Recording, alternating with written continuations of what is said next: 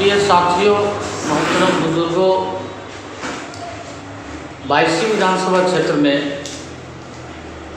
आज विपदाओं का दौर गुजर रहा है। लोग परेशानियों से जूझ रहे हैं।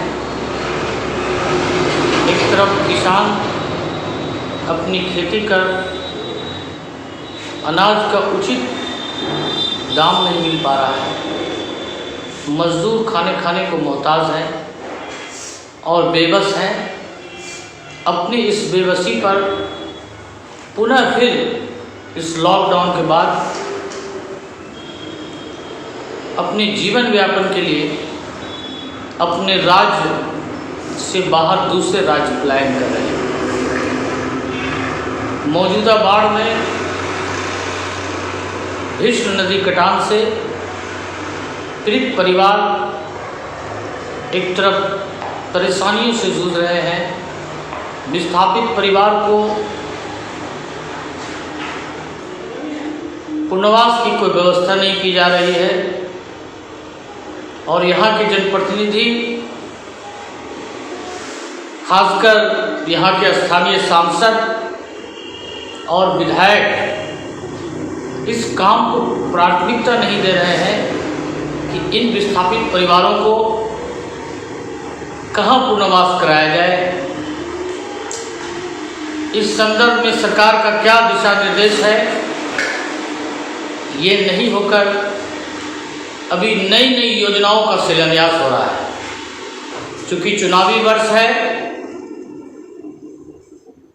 बहुत सारी महत्वपूर्ण सड़कें, चूँकि भारत सरकार और बिहार सरकार का लक्ष्य है कि 500 से 1000 पॉपुलेशन की जितने गांव हैं उनका एक को नेटवर्किंग हो, उनको मुख्य मार्ग या NH से जोड़ा जाए।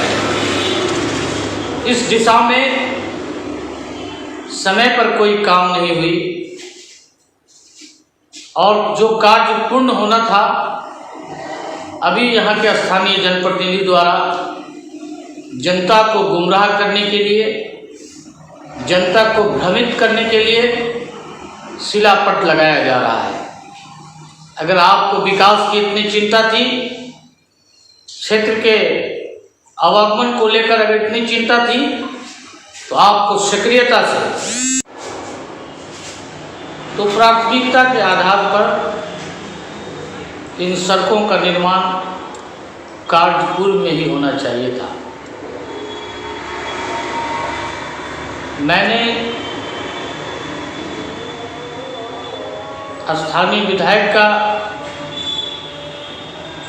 एक स्टेटमेंट सुना है कि इस इलाके के सारे सड़कों को पक्के सड़क से जोड़ दिया गया है। अब सड़क की कोई आवश्यकता नहीं है इस क्षेत्र में। तो मैं उनसे भी कहूँगा, आपने किन आँखों से देखा है कि सड़कों की आवश्यकता नहीं है? पूर्वतः जितनी भी सड़कें हैं आज के डेट में भी उन पर कार्य होना है। उदाहरण स्वरूप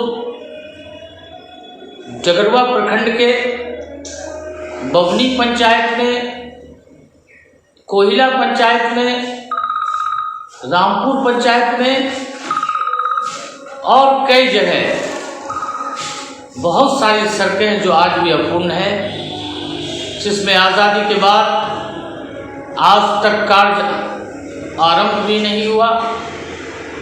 आज के डेट में खपड़ा पंचायत में भी किसी भी स्थिति में जाना संभव नहीं है, वो कनेक्टिंग विलेज नहीं है। आज भी लोग जूझ रहे हैं, उन्हें आवागमन की सुविधा नहीं है। खुटिया पंचायत की भी स्थिति यही है। जो सड़क पूर्वतः इनके कार्यकाल से पूर्व बना है, उन सड़कों की स्थिति भी जर्जर है, उसमें आवागमन बहुत ही मुश्किल है। आज भी सड़कें RO, PWD, प्रधानमंत्री ग्राम सड़क योजना, मुख्यमंत्री ग्राम सड़क सेतु योजना बहुत जगह टूट चुका है बहुत जगह पर ध्वस्त पुलिया जो वर्ष 17 के बाढ़ में ध्वस्त हुआ था, आज पुनः उस स्थानों पर कई नया पुल नहीं बना है, जिससे लोगों को काफ़ी दिक्कतें हो रही है। तो मैं ये गुजारिश करूँगा कि इस भ्रम जाल में नहीं फंसे। चुनावी वर्ष है, कार्यों का बजट भी समाप्त है, अब नए वित्तीय वर्ष मार्च से शुरू होगा, उनके बाद ही किसी योजनाओं का क्रियान्वयन होगा। तो अभी लोग शिलापट देखकर भ्रम जाल में हो रहे हैं कि शायद सड़क निर्माण होगा। ऐसे झूठे वादों से बचिए, क्योंकि इन लोगों को एक बहुत लंबा कार्यकाल मिला है विकास करने का। अगर विकास की इच्छा शक्ति होती तो आज बहुत सारे महत्वपूर्ण स्थान हैं जहां पुल नहीं निर्माण होने की वजह से आवागमन बाधित है।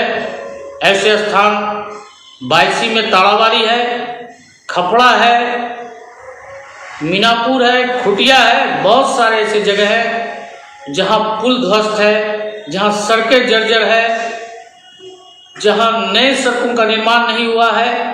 और ये कहना कि बायसी में मेरी इच्छा पूरी हुई, मेरा विकास पूरा हुआ। खासकर नदी कटान से जो प्रभावित परिवार हैं, सबसे पहले उनको पुनर्वास की व्यवस्था कराई जाए और सरकार द्वारा जो अभी खाने को मोहताज हैं वो व्यवस्था कराई जाए।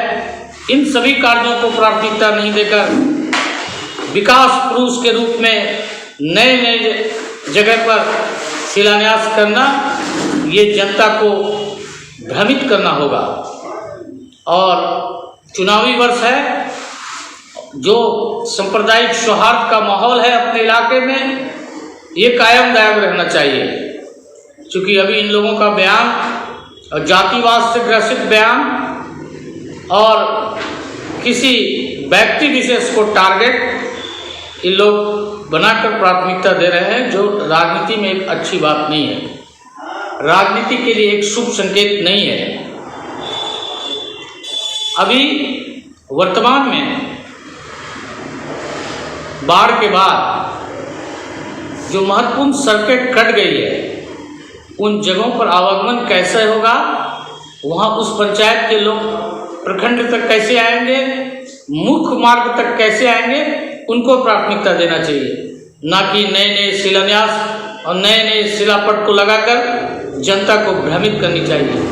इसलिए मैं मुहद्दवाना अपील करूंगा, गुजारिश करूंगा कि आप लोग इस भ्रम जाल में नहीं फंसकर आगे की रणनीति 2020 की रणनीति और अपने बायसी के विकास के लिए तत्पर होकर कदम और फैसला उठाएं।